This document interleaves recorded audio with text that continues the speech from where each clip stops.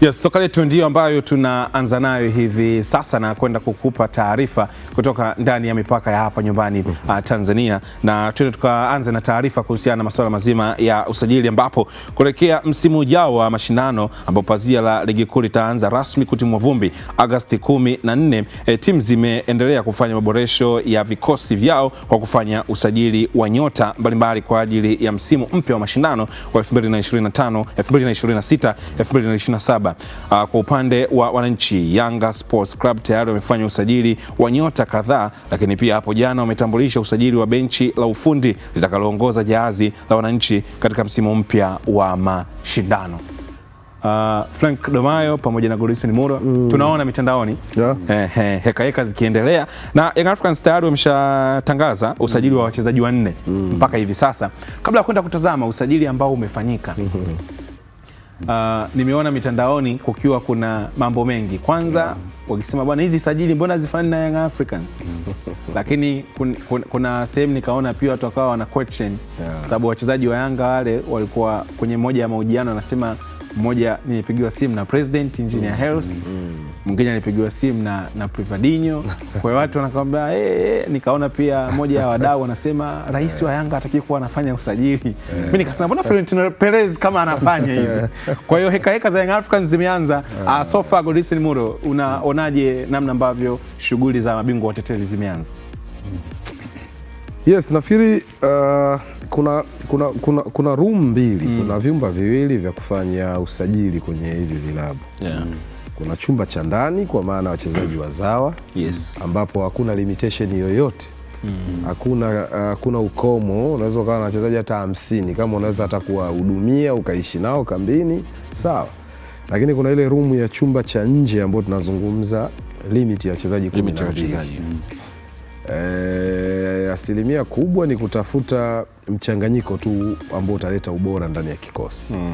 England unaweza kuona Man City, Arsenal, wachezaji wazawa wanaoanza hata watatu hawafiki kwenye vikosi vyao, na ikiwezekana kuna wakati hata wawili hawafiki, sio?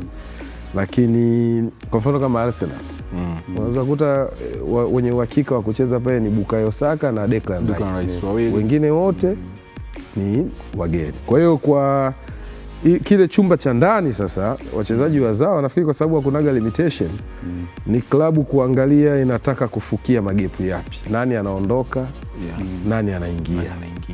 Kwa sababu huwezi ukaniambia fullback mzawa anaondoka kwenye timu kama Israel Mwenda, alafu una uhakika naweza nikampata fullback ambaye hapishani naye sana ubora na ni mzawa, sitaingia kazi ya kutafuta work permit, sijui residence permit, masuala ya vile vibali vya kazi na vya makazi, sijui kuanza kumlipia ile ada ya kila mwaka mchezaji wa kigeni, wakati nina uwezo wa kupata standard ya mchezaji wa ndani ambaye ata improve. Of course hakuna mchezaji anayekuja tu fast anaenda na click kuwa Israel Mwenda kwenda kuwa Shomari Kapombe, haiwezekani. Kwa hiyo lazima upate mtu ambaye anaweza akakupa hiyo promise, akakupa ahadi ya kuwa. Inawezekana ukaangalia kwenye maeneo mengine wakaona kwenye center back pale Young Africans wazao wamefanya vizuri kwa miaka hivi karibuni. Utapata players bora kwenye nafasi zingine zote, kuanzia goalkeeping, ma striker, viungo.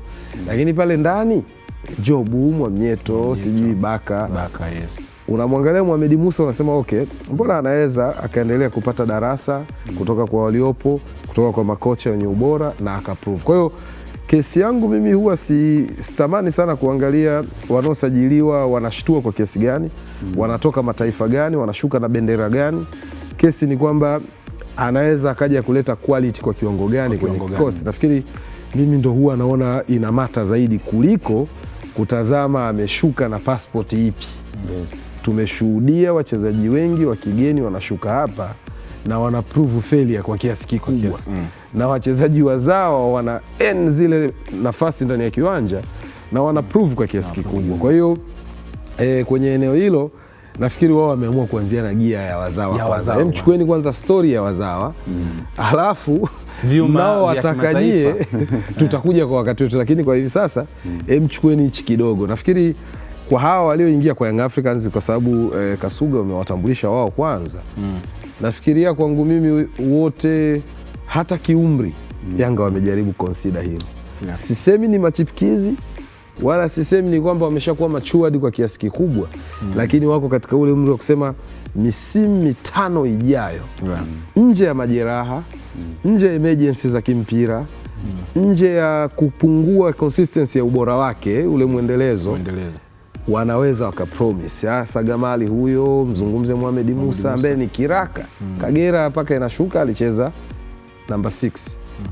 Mashujaa ametumika sana akiwa kama center back, sio? Kijana kama Hussein Mihambo, inawezekana wanaendelea kujaribu kuona Mzize tuliowahi kumpata kwa staili ya wachezaji vijana, bado tunaweza tukaendelea kuna kijana aliyokuja Yanga anaitwa Yusuf Athmani alitoka Biashara. Nafikiri inawezekana ile trial ilifeli.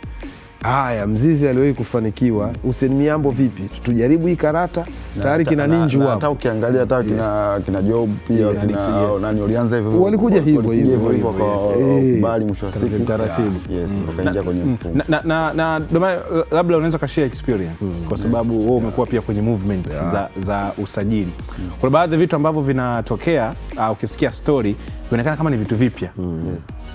Na kwa bahati mbaya sana kwa upande wa rais wa Young Africans ndiye ambaye alikuwa anazungumza sana kipindi kama hiki, kwa sababu vitu vingine inaonekana anadili navyo yeye, anakuwa yupo front. Nafikiri hata jana kwenye moja ya wachezaji waliosajiliwa sio kwamba nilipigiwa simu na rais, ni kama watu wanaona haya mambo, lakini juzi kama sio majuzi nilikuwa na story ya kwamba anaambiwa Florentino Perez ameblock usajili wa Rodri na yeye ndo ataamua. Wakati wewe kwenye movement zako za usajili kulikuwa kuna ubaya mwenyekiti wa klabu au rais wa klabu, ulishawahi kupata call kutoka kwa kiongozi wa juu kabisa?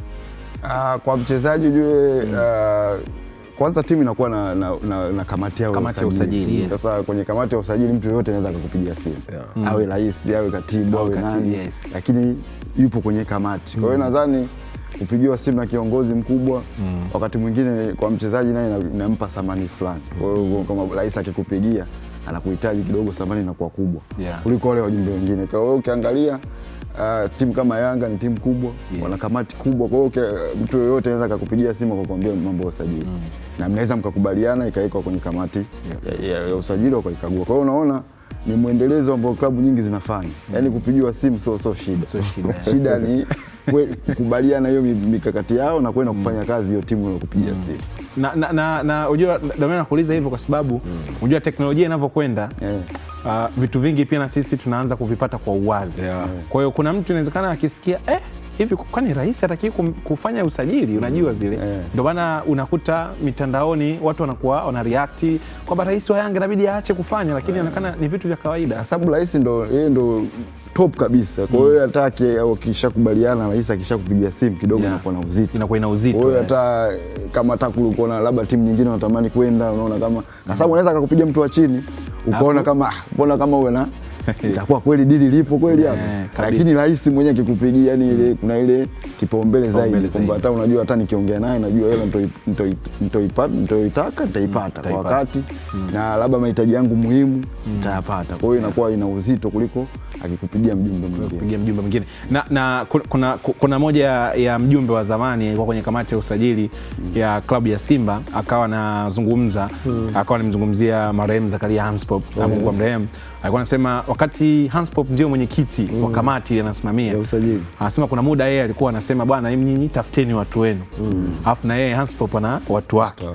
Kwa akasema kuna muda mnampelekea kwamba bwana tuna hawa watu, afa anawaambia huyu mchezaji huyu hamna kitu, huyu mchezaji lakini kwa sababu umepitisha huyu mleteni, lakini haitalipa sitapitisha. Afu naye akawa anakuja na wachezaji wake.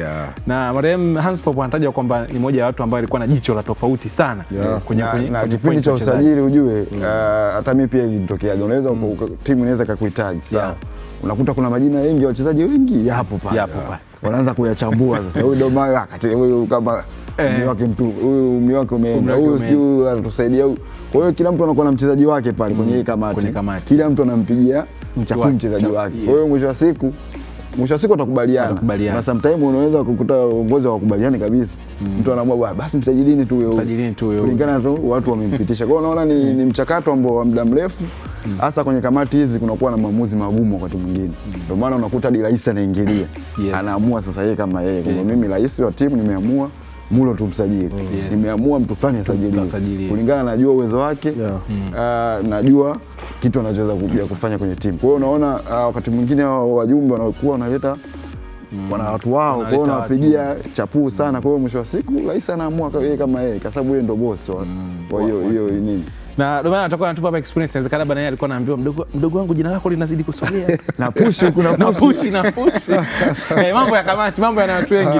Tutazame wachezaji ambao wamekwisha tambulishwa mpaka hivi sasa kwenye klabu ya Young Africans, ambapo Juma Issa Abushiri Chuga, moja kati ya vijana ambao walikuwa na msimu mzuri sana msimu uliopita, msimu wake wa kwanza alikuwa akiwa na Fountain, pia amejiunga na klabu ya Young Africans Chuga. Lakini pia Hussein Mihambo yupo ni sehemu ya wachezaji wapya. Abdul Nasir Mohamed almaarufu kama Gamal naye pia yupo kwenye kikosi. Lakini pia Mohamed Musa naye amesajiliwa na klabu ya Young Africans. Hizi ni ni wachezaji wanne ambao wamekwisha sajiliwa mpaka hivi sasa na klabu ya Young Africans, kwa maana kwamba ya kutangazwa, kwa sababu usajili ni kwenda kuingizwa kwenye system. Hao wametangazwa kwamba wanajiunga na klabu. Tukitazama wachezaji hawa wote ni wazawa. Godrisen Mulo, unazungumziaje sajili hizi? Yes, nafikiri kwanza kama tulivyozungumza mwanzo, hazina limitation yoyote. Hawawekei ukomo kwa wachezaji wazawa, kwa hiyo ni faida. Unaweza ukawa na wengi na hata asipo prove kwenye miezi ya mwanzo uliyomtarajia, bado unaweza ukamtoa kwa mkopo akiendelea kuwa mali yako, akapata sehemu ya kucheza ama akaprove. Lakini end of the time kocha ni mpya. Kama kocha ni mpya, kila mtu ataprove na kocha atamuona kwenye uwanja wa mazoezi. Juma Issa Abushiri ni kijana ambaye amekuzwa Fountain Gate tangu akiwa na miaka 13. Ameingia pale kwenye kituo, amesoma pale, ameanza kuitumikia timu akiwa na miaka 17. Tunamzungumza ni miongoni mwa vijana ambao wamepata privilege, ile nafasi ya upendeleo ya kupita kwenye misingi ya soka. Inaweza isiwe La Masia, inaweza isiwe Ajax Amsterdam Academy, inaweza isiwe Benfica, lakini kuwa tu kwenye msingi wa kuamini mentality yako imejengwa kwenye mpira. Juma Abushiri aka Chuga, unampata kijana ambaye tayari anajengwa kuona football kama professional career, sehemu ya ajira rasmi.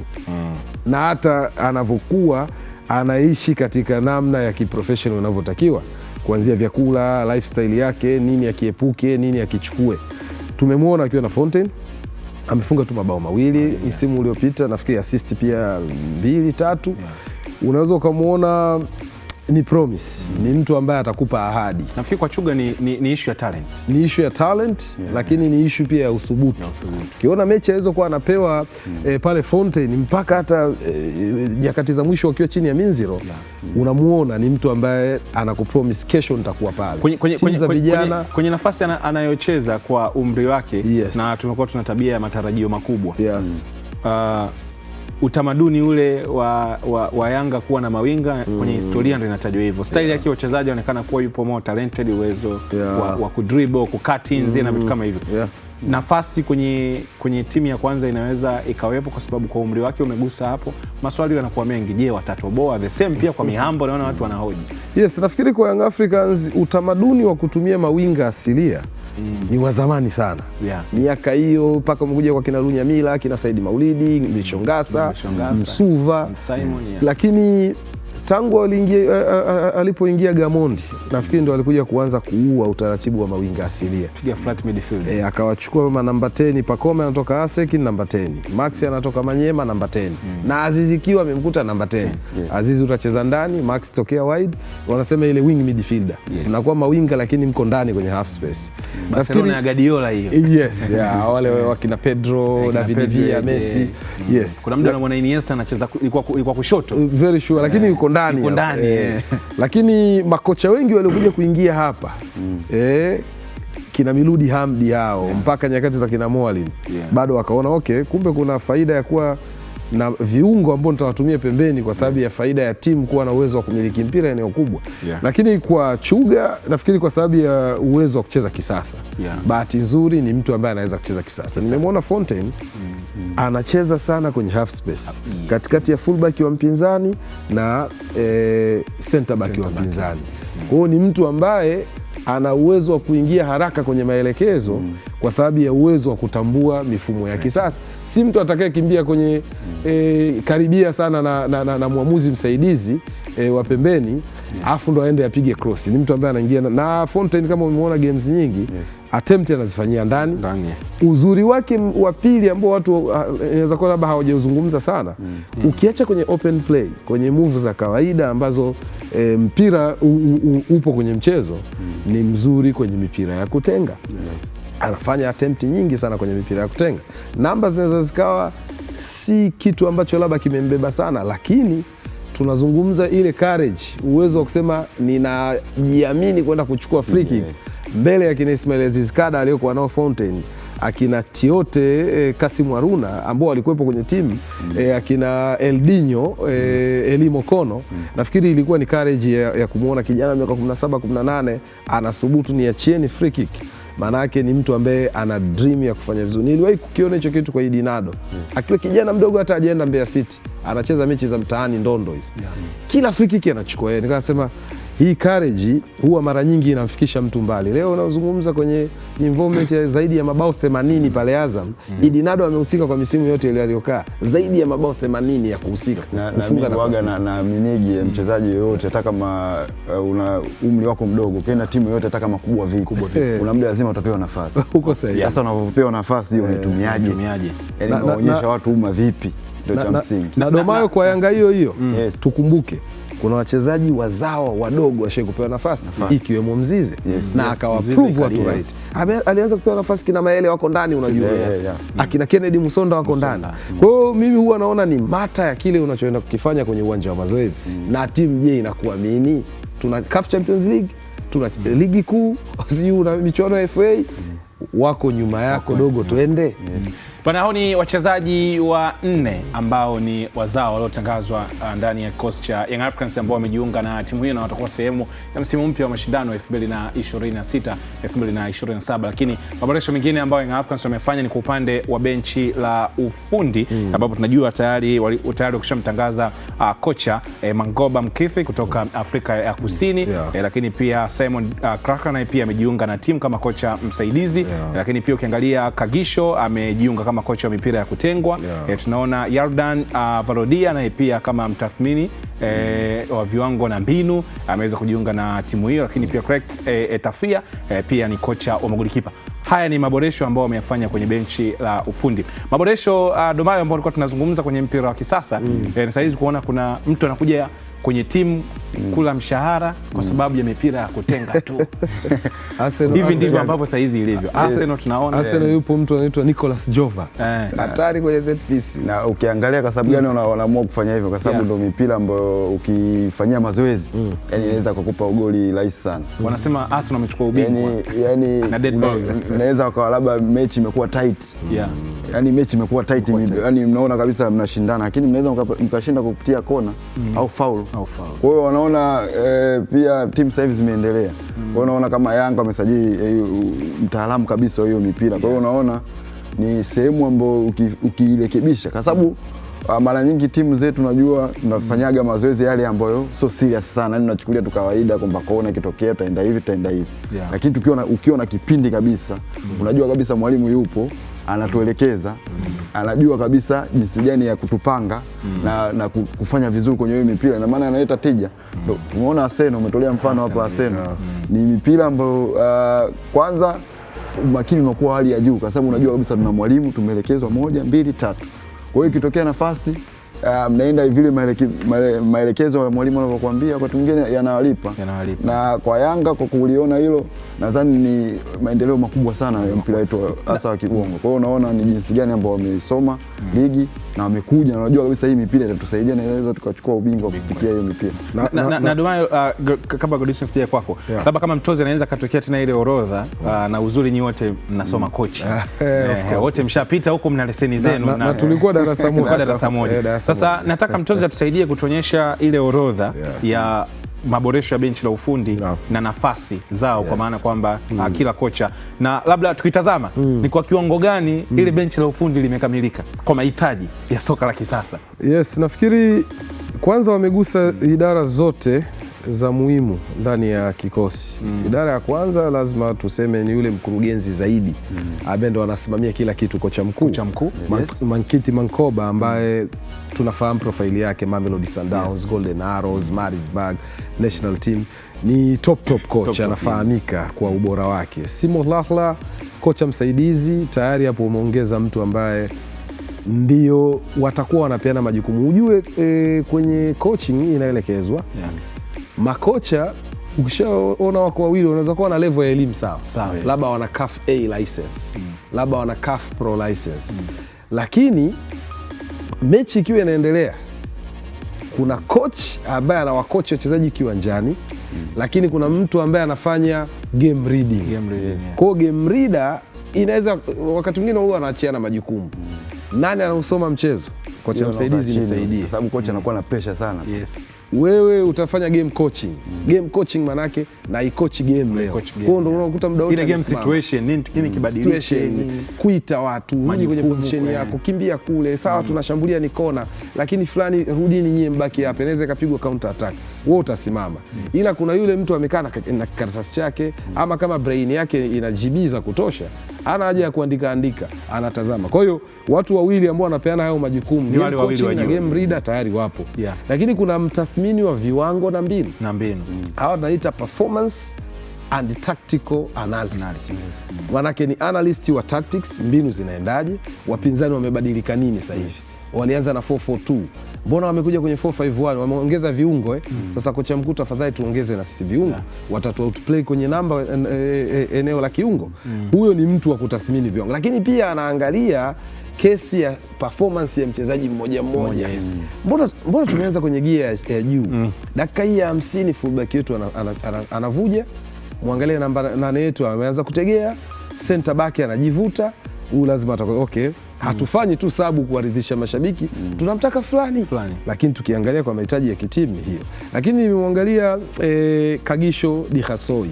Kwa kuwakumbusha watazamaji, Kagisho Dikasoi huyu ndo alipiga assist ya bao la Sifio Shabalala kwenye mechi ya Afrika Kusini na Mexico. 2010 Juni 11 wakati Afrika Kusini wanafungua michuano na Mexico. Kama ambavyo juzi Mexico walifungua na Afrika Kusini. Wakati Shabalala anafunga bao dhidi ya Mexico, pasi ya mwisho baada ya kuguswa na Teko Modise, ya pili ilimfikia Dikasoi, ndo akapiga through ball, Shabalala akafunga bao. Kwa huyu ni mtu ambaye historia ya bao la kwanza la michuano ya World Cup 2010 alikuwa. Lakini kwa kucheza Fulham, Crystal Palace na Cardiff, tunaamini experience yake, kwa maana ndani ya ligi yetu unawapata watu ambao wana profile ya kucheza EPL. Anakuja na vitu vya ziada kwenye eneo la set piece. Frank Domayo, tukitazama kwa upande wa faida ya kuwa na benchi la ufundi la muundo huu, watu wenye experience kubwa kabisa ya daraja la juu, huwa inatajwa kwamba muda mwingine kwenye uhalisia kuwa Simba, Yanga au Azam kwa mchezaji mzao, hata kama uchezi mechi, lakini kukutana tu na hawa makocha huwa inakuwa ni faida kwako, na yani ni kama unacheza mechi kila siku kuwa sehemu ya mazoezi na makocha wa daraja hili. Ni faida kwa kiwango gani? Ni faida kwa kiwango kikubwa. Kwanza kabisa kwa sababu umekutana na makocha wazuri, kwa hiyo wewe lazima kama una mapungufu yako itakuwa rahisi kukuambia, kwa sababu timu hizi kama kubwa nakuta mazoezini unavalishwa GPS, GPRS ile, yani kunakuwa vitu vingi. Kwa hiyo unaona hata kama kiwango chako kiko chini utaambiwa na utaambiwa bwana fanya 1 2 3 ili uweze kupush. Na baadhi ya mbinu zimebadilika, utajua jinsi gani ya kufanya. Kwa hiyo ni faida kubwa, na kwa mchezaji namjengea ili kujiamini, kwa sababu anajua nimekutana na kocha mkubwa na profile yake kubwa, kinaelekeza kitu, najua hichi kitu, na mpira sasa hivi ni science. Ndio maana unaona watu wengi wanasajili benchi kubwa. Kwa nini wanasajili benchi kubwa? Kwa sababu gani? Kwa sababu wanaamini tukiwa na vitengo tofauti. Zamani kulikuwa kocha anafanya vitu vyote. Akija anaelekeza mifumo, anaelekeza sio nini, anaelekeza kona, goalkeeper Lakini sasa hivi unaona, wewe kocha kwenye wiki unaweza kukuta wiki nzima kocha labda na session zake ni 2 tu. Yaani ile kama mechi Jumamosi unakuta kocha ni Alhamisi na Ijumaa. Lakini Jumatatu unamkuta fitness coach ana train, na kweli kocha anakaa nje tu anaangalia. Kwa hiyo siku ya pili yake anakuja mwingine. Siku ya tatu sasa unaweza kukuta unakuta huyo mtu wa mbinu anakuja anaingiza mbinu zake. Umeona siku ya 4 unakuta hiyo free kick. Kwa hiyo unakuta mnakuwa mnaenda kwenye mwendelezo mzuri.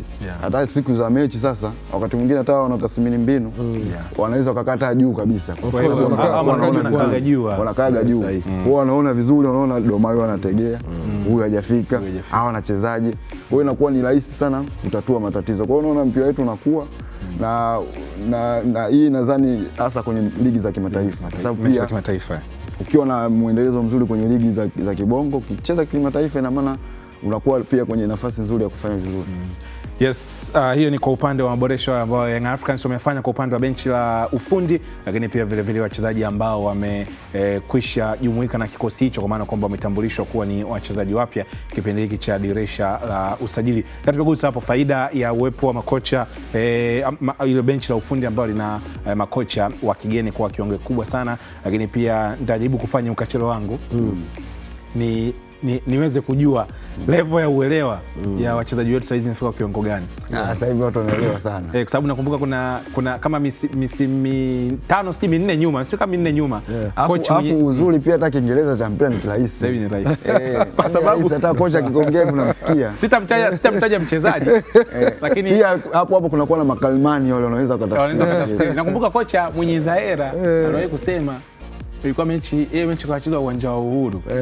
Sasa baada kama wiki kadhaa mbele nimekutana naye akasema unajua nilitoa maelekezo kwa mchezaji akaingia. Akawa naona anafanya tofauti. Nikamuita, nikampa tena maelekezo. Lugha gongana. Sasa baadaye ikabidi nijiulize, hivi hata kusoma anajua? Nikaona sasa ni kwenye level ya understanding. Nakumbuka pia alikuwa kocha Malale 50, mechi na Yanga wanakula chuma 5, JKT. Alisema bwana, mimi nimewachukua wachezaji, nimemwambia bwana, muingie mwende mkacheze hivi. Wao wamecheza vipi? Wao wameingia, nimeambia tena tukaongeze nguvu kwenye kujilinda, tuwe defensive minded. Wao wameenda kushambulia. Kwa hizi goli 5 watu wangu wa sabu pia wamesababisha. Kwa hiyo makocha wanakuwa wanapitia vitu vingi. Of course Kasuga game understanding ya wachezaji, kwenye kupick order unaenda kufanya nini. Kwa sababu na pressure sana mimi naona ni pressure mchezaji mwingine. Kwa sababu kama unaelekezwa hivi fanya hivi, wewe unaingia uwanjani unafanya vitu vingine. Na maana hujaendana na ile game yenyewe. Pressure imekuwa kubwa. Umeingia uwanjani unaacha kumsikiliza mwalimu kwa sababu mwalimu ndo boss. Akikuelekeza kitu ina maana kaona. Unafuatisha vile vile anavyokuambia mwalimu afu ongezea na haya kwako juu. Yes. Bana, hiyo ni kutoka upande wa Young Africans. Tunajijua mambo yetu, tabia zetu, ndio maana pia tunaingizia. Ukiwa na bench kama hili, mchezaji pia lazima uwe sharp sana kichwani kwenye kupick order. Ukipewa maelekezo unatakiwa ufanye nini, yasije akawa kama ya msimu ule. Nakumbuka watu walikuwa wanasema kocha anamchezesha kichwa nafasi sio yake. Afu na kitu ambacho unajua ukiwa unamsikiza mwalimu unachukua, anakupanga kwenye kikosi. Kwa sababu anajua wewe nakuelekeza kitu ndio timiza.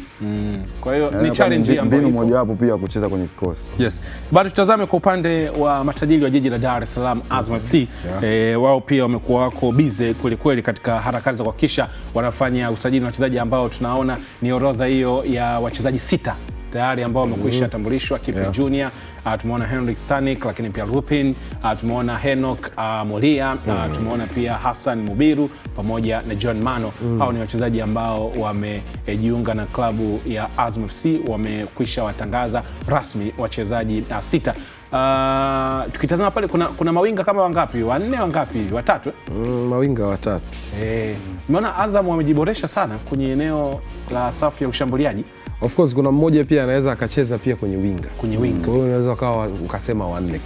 Kipre, Lupin du Merci, Henok Molia, Hassan Mubiru. Yes, ambaye nafikiri hapo wachezaji 3 wanafahamika sana kwenye ukanda wa Sekafa.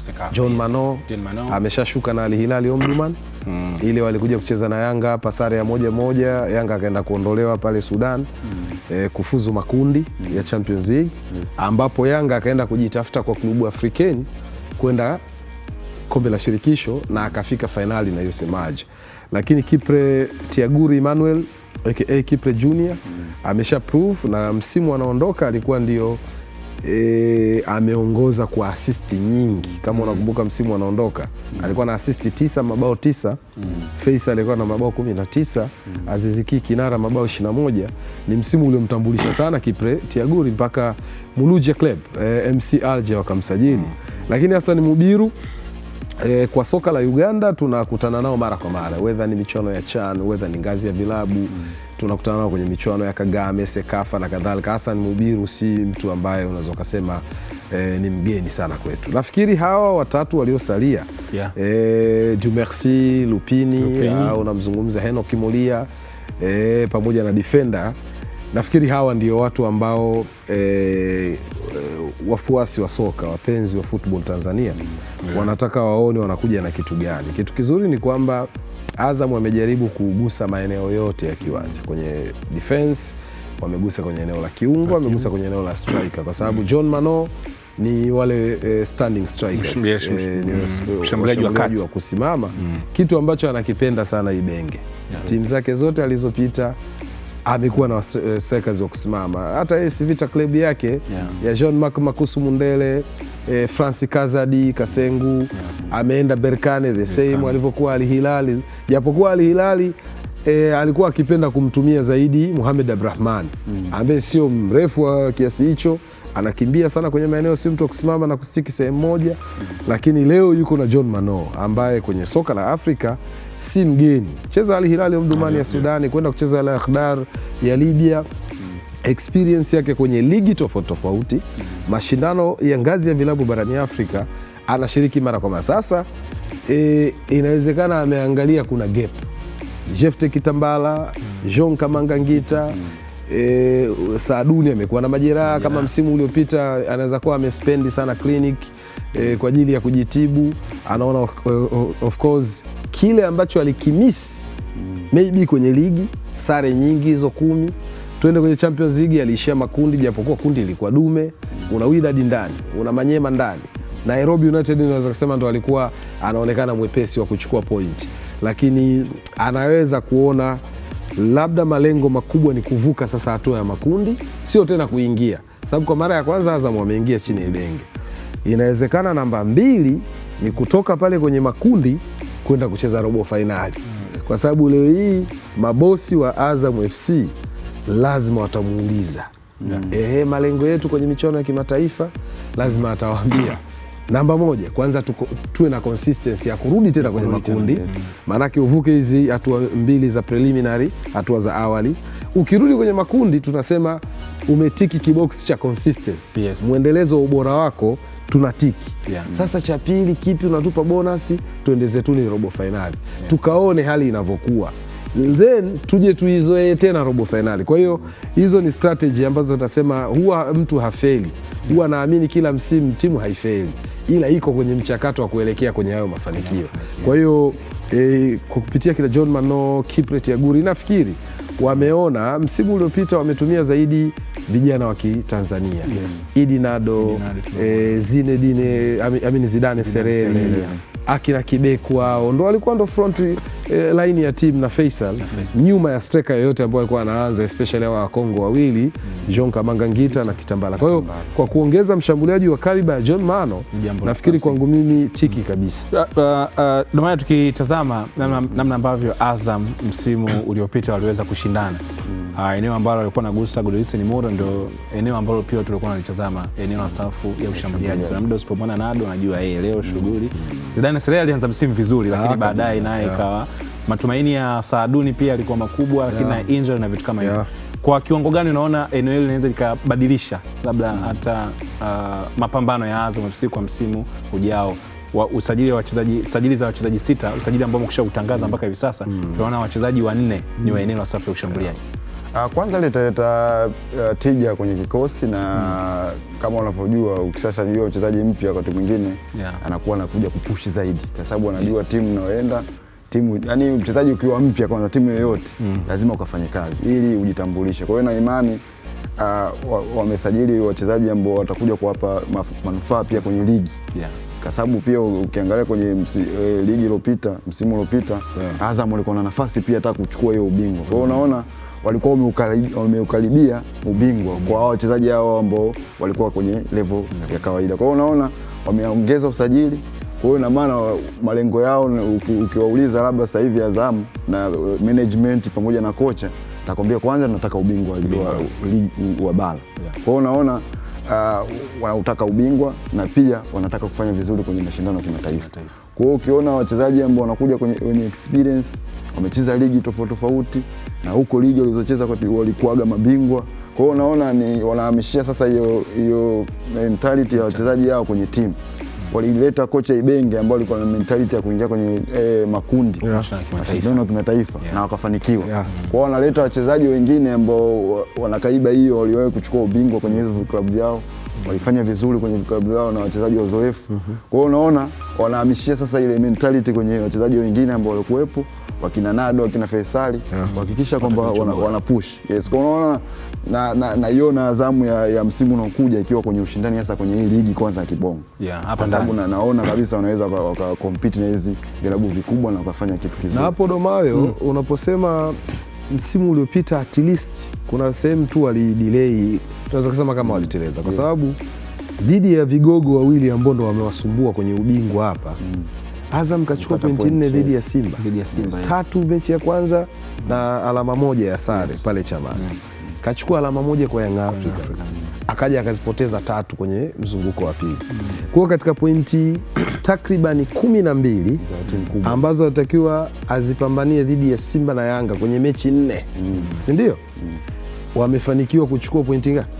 Pointi 5. Si ndio? Maana yake ni karibia na nusu.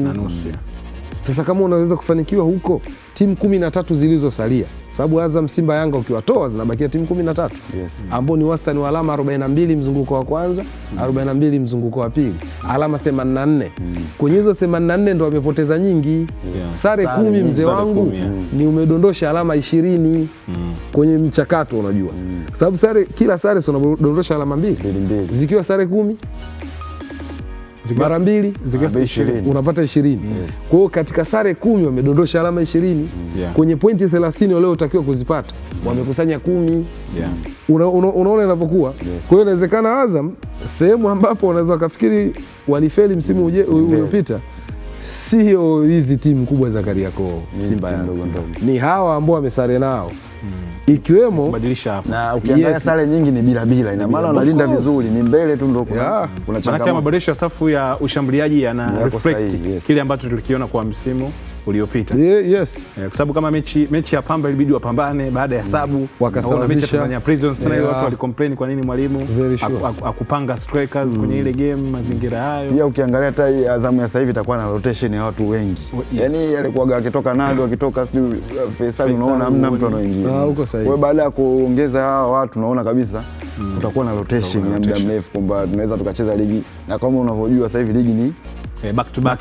Huwezi kutegemea wachezaji hao kila kikosi. Na rotation ni muhimu Domayo, kwa sababu mashindano matatu ambao rasmi lazima upambane nayo. Una CRDB, una NBC, una CAF shirikisho Confederation Cup. Si ndio?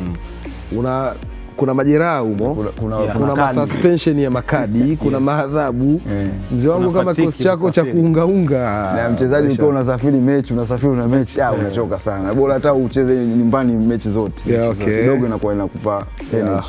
Yes bana, ni maandalizi na usajili unaendelea kwa upande wa timu za ligi kuu ya NBC kujiandaa na msimu mpya wa mashindano. Tulikuwa tunazungumza Azam FC, kocha Ibenge mpaka hivi sasa tayari mezani kwake ana majina ya wachezaji 6 wapya ambao wamekwishatambulishwa rasmi na kikosi hicho. Kwa msimu uliopita 2025-26 Azam FC wakati wanamtangaza kocha Ibenge kuja kujiunga na timu hiyo kama kocha mpya, waliweka wazi ya kwamba msimu wake wa kwanza ni kuja kwanza kutengeneza project, na tumeona kitu alianza kwanza kukiandaa na kuwapeleka hatua ya juu zaidi ambayo klabu hiyo haikuwahi kufika, ambapo mwanzoni mwa msimu hawakutuambia ni hatua ipi ya juu ambayo hajawahi kufika Ibenge anatakiwa awapeleke, na akafanikiwa kuwafikisha katika hatua ya makundi kwa upande wa michuano ya kombe la shirikisho barani Afrika kwa maana ya CAF Confederation Cup, na msimu mpya unakwenda kuanza wiki 2 mpaka 3 kutoka hivi sasa, ambao ulikuwa ni msimu wa 2026-2027. Safari hii kibarua cha Ibenge ni kipi? Anapaswa kuifanya Azam ipige hatua kubwa zaidi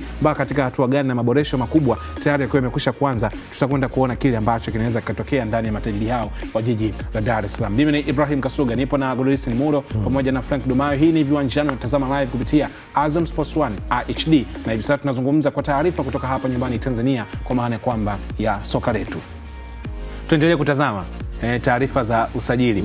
Takriban dakika 15 mpaka 20 zilizopita, klabu ya Simba imetangaza ya kwamba mshambuliaji mzawa Selemani Mwalimu ataendelea kusalia ndani ya kikosi hicho kwa muda wa mwaka mmoja zaidi. Kwa hiyo Selemani Mwalimu anasalia ndani ya klabu ya Simba. Na Sele ni mchezaji wa Wydad. Of course. Manake alikuja kwa mkopo msimu uliopita. Manake kuona Simba leo wanamtangaza tena atabaki, manake mkopo unaendelea. Mkopo unaendelea na inaruhusiwa. Yes. Tushawahi kuona, unakumbuka Nathan Ake, Chelsea walishawahi kumtoa Bournemouth kwa mkopo misimu miwili mfululizo. Baadaye Bournemouth wakamnunua. Yes. Baadaye akafanya vizuri, Man City wakamchukua. Kwa hiyo inatokea na inawezekana Wydad wao wakijitazama project yao wanaona inawezekana Selemani Mwalimu bado anapaswa kupata muda wa kucheza sehemu nyingine.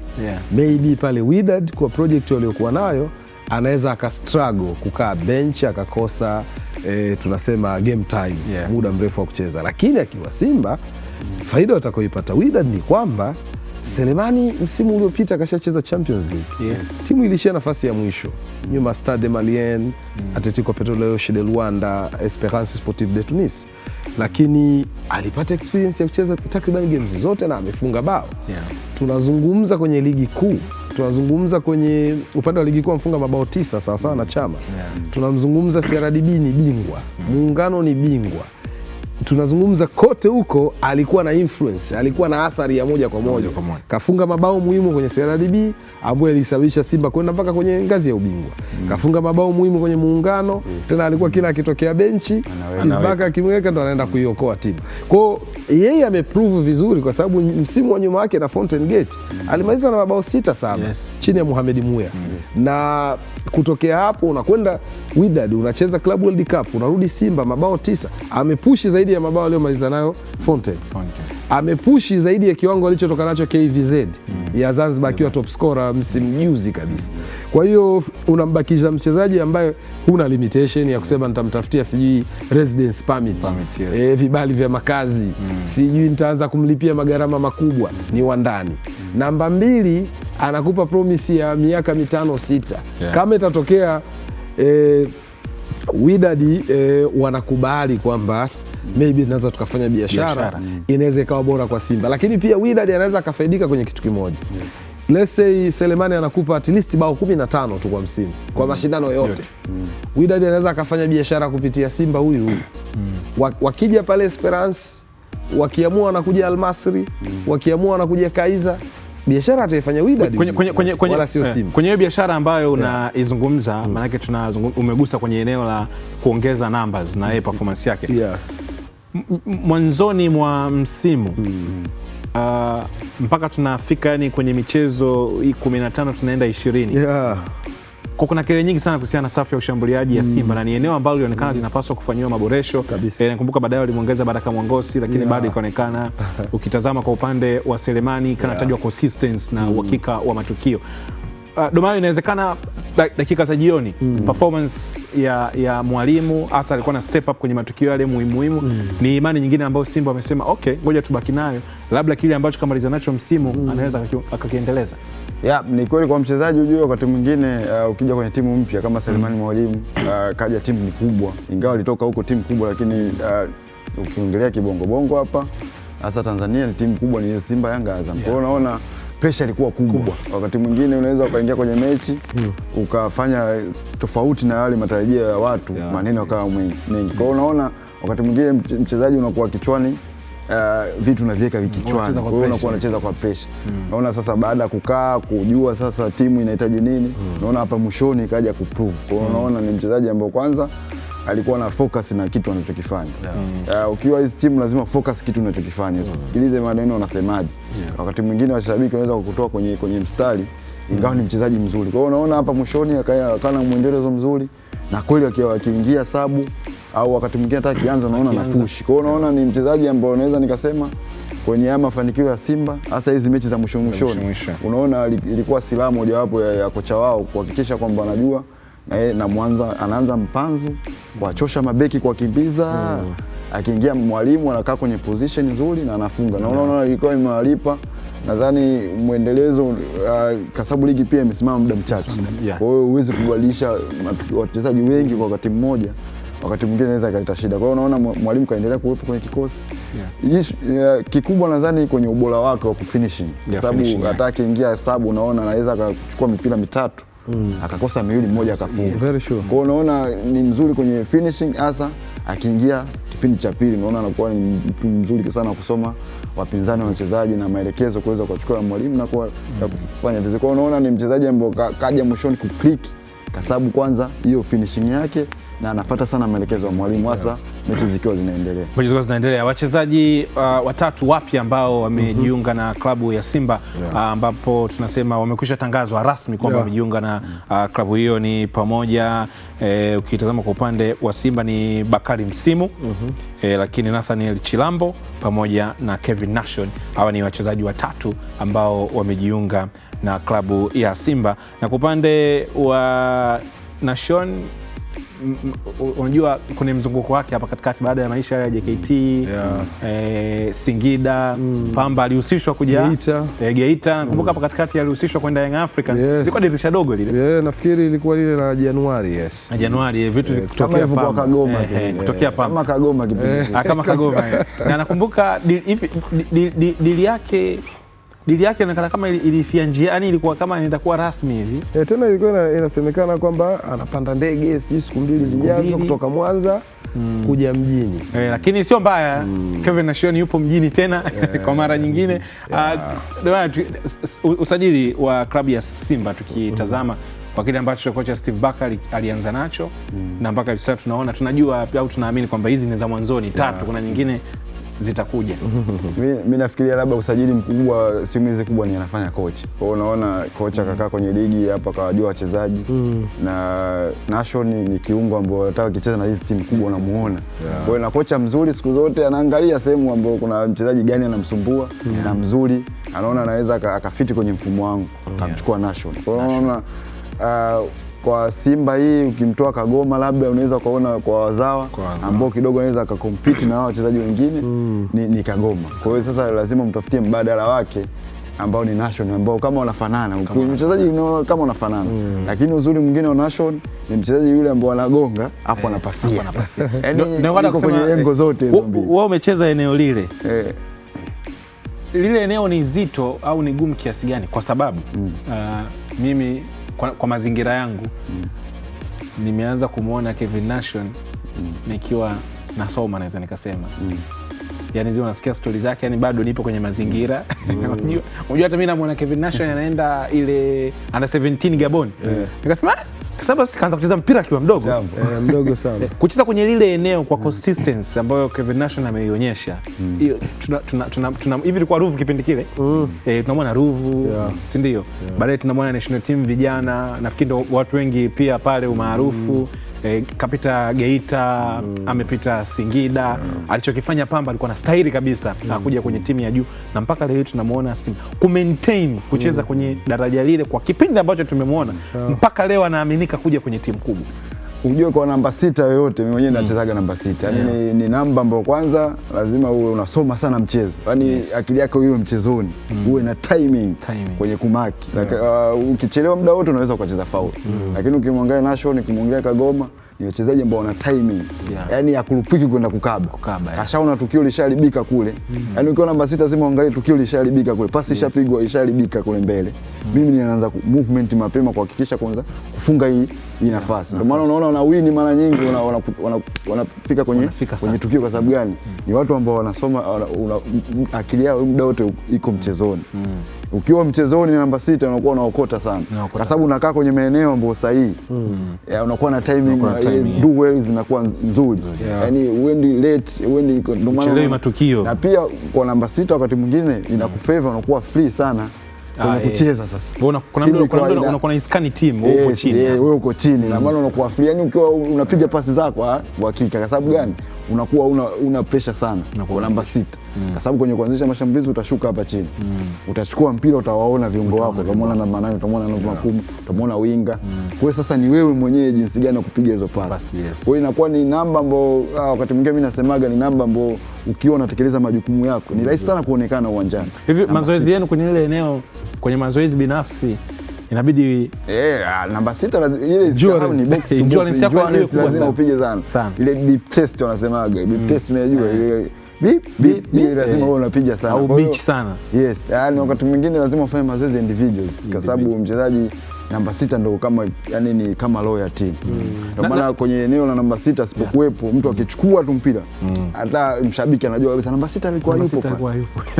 Kwa sababu anaamini namba 6 ndio unawalinda mabeki. Kwa hiyo inakuwa ni rahisi sana kuwafikia mabeki kama namba 6 ukiwa umekuwa. Na inawezekana watu wakawa labda wanajiuliza kuhusiana na Kevin Nation namna ambavyo tunamzungumza muda. Unajua mwakani itakuwa inatimia miaka 10 tangu walipocheza ile under 17 mwaka 2017 ile ya Gabon.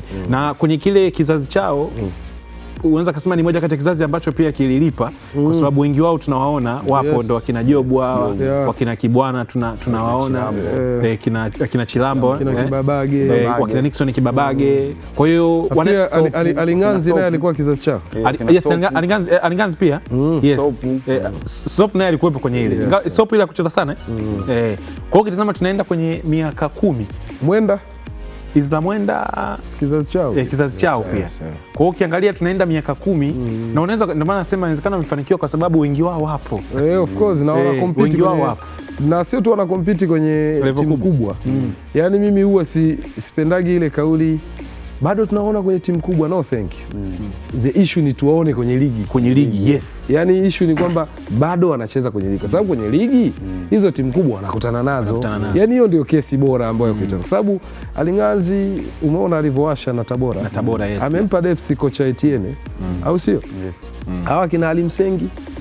Umeona the way ambavyo amewapa depth pale JKT. Kuna siku atachezeshwa center back, kuna siku anachezeshwa 6, kuna siku anachezeshwa 8 na bado maisha yanakwenda. Kwa hiyo nafikiria kwa kesi ya Afnasho nafikiri kaka yake umecheza naye JKT Roof kabla haijawa JKT Tanzania Naftali Nation. Kwa hiyo nafikiri kwa Kevin alikuwa anacheza kama huyo unavyomwona kama anavyocheza, lakini unajua kesi inayokuja kwa Simba, unajua tayari wana Semfuko kutoka Coastal.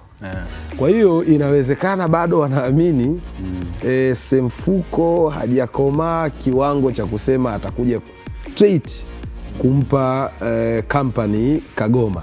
Ndio maana wamemwingiza Nation. Kwa sababu kiwango cha Nation Kagoma anaweza kusubiri na kocha huna wasiwasi kwa ambacho tumekiona. Uko sahihi. Maana hapo kwenye depth sasa kwamba options za uhakika. Yes, lakini pia nafikiri Semfuko amemwona yuko soft sana. Unaweza kumuona kama kijana mdogo, lakini mimi naamini Semfuko ndio hivyo na umri unasogea.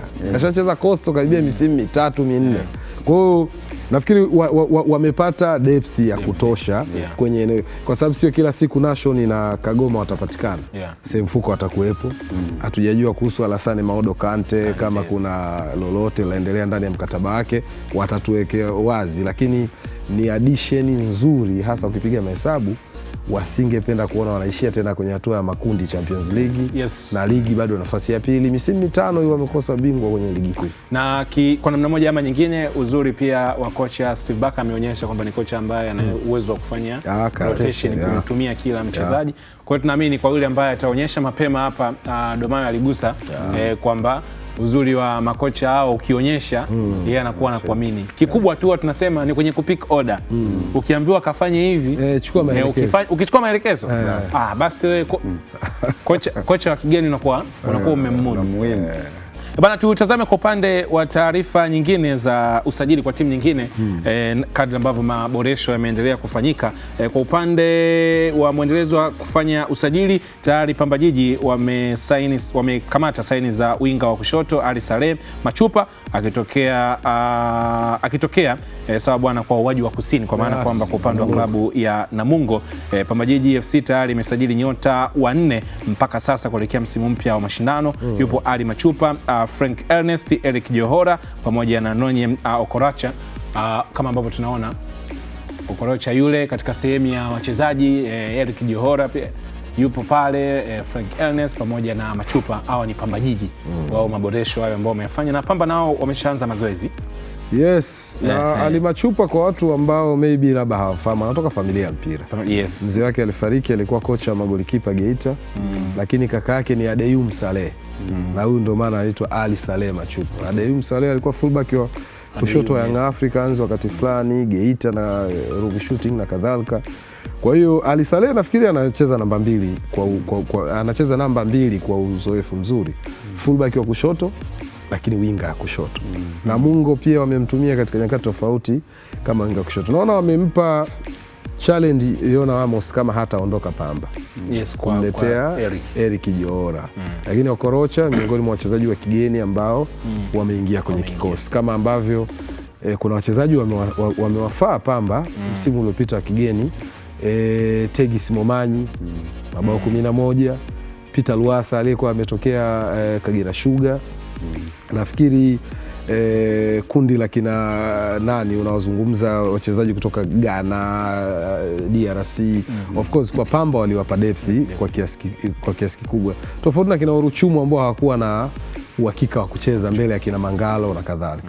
Yes, lakini kwa upande wa uwaji wa kusini kwa maana ya Namungo, chama la zamani la hapo na wao pia wamefanya maboresho. Miongoni mwa wachezaji ambao wamejiunga na kikosi hicho waliotangazwa ni pamoja na George Makanga, Yahya Kaniki, Rashid Chambo, Redemptus Musa, lakini pia yupo Samson Albert, lakini Awesu ni miongoni mwa wachezaji ambao wameendelea pale, lakini pia Gabriel Lusingo naye amejiunga na timu hiyo pamoja na Haji Alinuhu. Hao ndio wachezaji ambao wamesajiliwa na klabu ya Namungo. Ukitazama orodha hiyo ni wachezaji 8 hao. Wachezaji 8. Namungo anaweza kusema shughuli kama anaimaliza hivi. 8 ni idadi kubwa sana. Idadi kubwa sana, na kwa sababu gani wamesajili hivyo? Kulingana na msimu ulivyoenda uliopita. Kwa hiyo unaona ni wachezaji ambao wamekuja kuongeza kitu kwenye timu. Na kama Rashid Chambo ni mchezaji ambao ulikuwa unamuona KMC imeshuka, lakini unamuona mchango wake wa timu. Yeye na Redemptus wote kutoka KMC.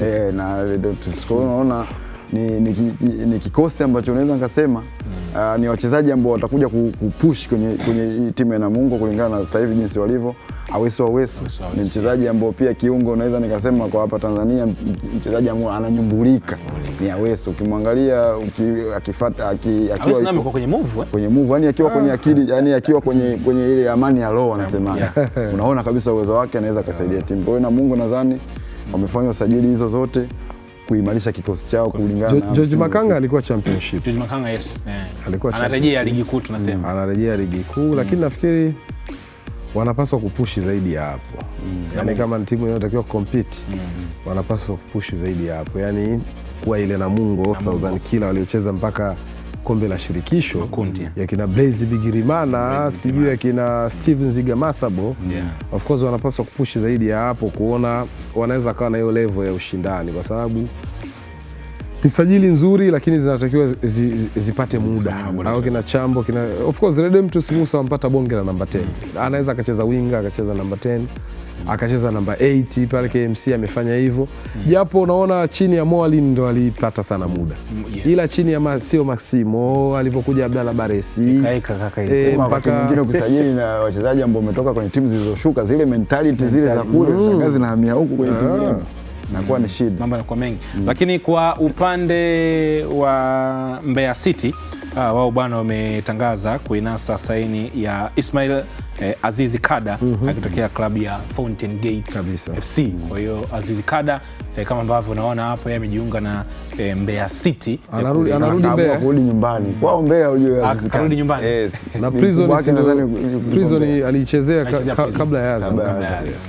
Kwa Azizi Kada naye pia amejiunga na Mbeya City, na Mbeya City kwenye dirisha hili nadhani tunatarajia makubwa zaidi kutoka kwa sababu ukiwa umenusulika heka zile unapaswa kufanya maboresho makubwa zaidi kabisa.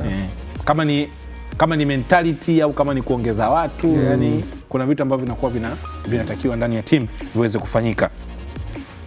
Yes bana, tutazame kwa upande wa taarifa nyingine ambapo wadau wa soka mkoani Iringa wameipongeza Azam Media Limited kwa kufanikisha kurusha mubashara mechi zote 104 za kombe la dunia 2026 kupitia Azam TV, wakisema huduma hiyo imewezesha kufuatilia mashindano haya kuanzia hatua ya makundi hadi fainali bila kukumbwa na changamoto za upatikanaji wa matangazo. Wakizungumza kwa nyakati tofauti na viwanjani, mashabiki yao wamesema mafanikio hayo yamezidi kuimarisha imani yao kwa Azam TV kama kinara wa matangazo ya michezo. Tusikie zaidi maoni ya wadau wetu hawa kutoka pale mkoani Iringa almaarufu kama Stone Town.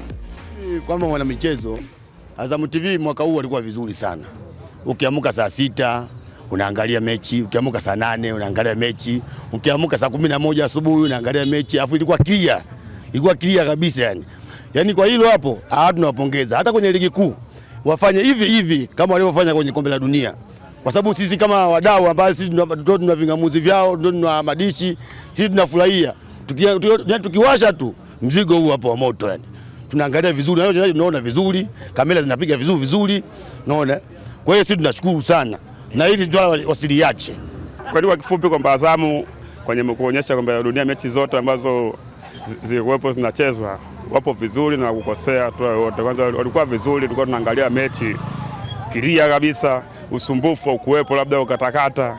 Kwa upande wangu mimi, kwa maoni yangu mimi, kiukweli yani Azamu ipo vizuri na FIFA na mitambo mizuri ambayo kwamba tumeangalia kombe la dunia bila utata wowote, bila kushindwa kurudia yani labda marudio hivi ya tukio, tulikuwa tunaona fresh. Kwa kifupi bwana, kwa maoni yangu mimi nimeona Azamu bado hapo poa na tumeenjoy game zote. Wewe mwenyewe tu ulikopoenda kama utashindwa kuangalia labda ni wewe mechi, kwa mechi ilikuwa ni nyingine usiku saa 10, saa 9, saa ngapi.